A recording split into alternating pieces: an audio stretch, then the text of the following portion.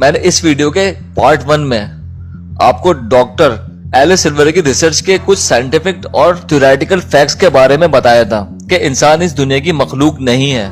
जिन viewers ने part 1 नहीं देखा पहले वो देख लें, जिसका लिंक डिस्क्रिप्शन में मौजूद है, ताकि आपको ये वीडियो समझ आ सके। आप मुझे फेसबुक और इंस्टाग्राम पर भी फॉलो कर सकते हैं। बगैर किसी देर किए अपने मौजू की तरफ चलते हैं। तो बात हो रही थी प्रोक्सिमा सेंटोरी बी की। सन 2016 में सेंटोरी कॉन्स्टेलेशन में एक सैयारा गोल्डी लॉक में रिवॉल्व करता हुआ नोटिस किया गया, जिसका पेरेंट स्टार या सन अल्फा सेंटोरी था। गोल्डी लॉक वो जगह होती है जहां पानी लिक्विड फॉर्म में मौजूद होता है, और वो सैयारा दरअसल प्रोक्सिमा बी था, जो जमीन से सिमिलैरिटी इंडेक्स में 0.08 के स्केल में आता है। 0.08 के इंडेक्स पर कोई भी प्लैनेट अर्थ की तरह इमेजिन किया जाता है। ईयर 2020 में रिसर्चर्स ने प्रोक्सिमा बी की तरफ से आने वाली एक रेडियो सिग्नल को डिटेक्ट किया, जो इस चीज की निशानदेही करता है या पॉइंट आउट करता है कि वहां पर कोई एडवांस सिविलाइजेशन मौजूद हो सकती है।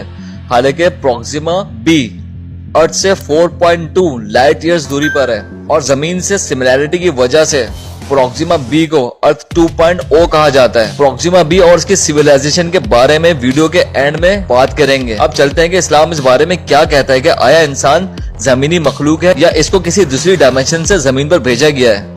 According to Islamic believe and teachings, दुनिया का सबसे पहला इंसान हजरत आदम अलैहिस्सलाम है, जिनको अल्लाह ताला ने जन्नत में तख्लीक किया, और उनको और हजरत अम्मा हव्वा अलैहिस्सलाम को अल्लाह के हुक्म की डिसओबीडियंस की वजह से जन्नत से जमीन पर भेज दिया गया। सूरतुल बकरा आयत नंबर 36 का मफहूम मैं आपको बयान करता हूँ कि जिसमें अल्लाह ताला ने हजरत आदम अलैहिस्सलाम और हजरत हव्वा अलैहिस्सलाम को जमीन पर भेजने का हुक्म दिया था एक मुकर्रर मुद्दत तक।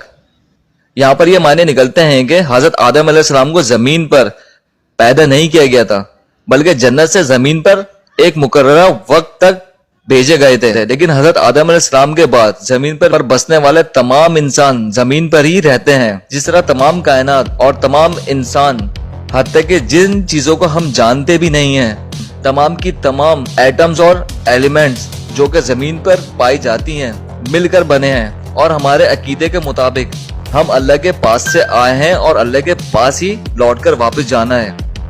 तो हम ये नतीजा अखज़ कर सकते हैं कि स्पिरिचुअल पर्सपेक्टिव में हम खालिस्तन अर्थ बीइंग्स नहीं हैं, जबकि फिजिकल पर्सपेक्टिव में हम उन मटेरियल और एलिमेंट्स से जो जमीन पर पाई जाती हैं, जो हमारे जमीन पर जिंदा रहने के लिए एसेंशियल्स हैं, उनसे मिलकर बने हैं। तो इसका मतलब ये हुआ कि एक मुकर्रर मुद्दत के बाद हम तमाम इंसानों को अल्लाह ताला के पास ही लौटकर वापस जाना है, यानी जहां से हम इंसान इस जमीन पर आए थे। यहाँ पर एक फैक्टर जज़ा और सजा का भी मौजूद है, लेकिन अभी मैं उस पर डिस्कस नहीं करूंगा। अब दोबारा चलते हैं प्रोक्सिमा बी की तरफ, यानी अर्थ 2.0 की जानिब। इस प्लेनेट के बारे में ऐसा क्या है और इसकी ऐसी क्या इम्पोर्टेंस है जिसका रिसर्च में जिक्र है, और जो मैं इसका तस्करा कर रहा हूँ, और उन एलियन सिविलाइजेशन के बारे में जिसको हम जानते ही नहीं है कि आया वो मौजूद हैं भी कि नहीं। इस बारे में मैं आपको इस वीडियो के पार्ट 3 में लाजमी बताऊंगा। अपनी आरा से मुझे लाजमी आगाह कीजिएगा।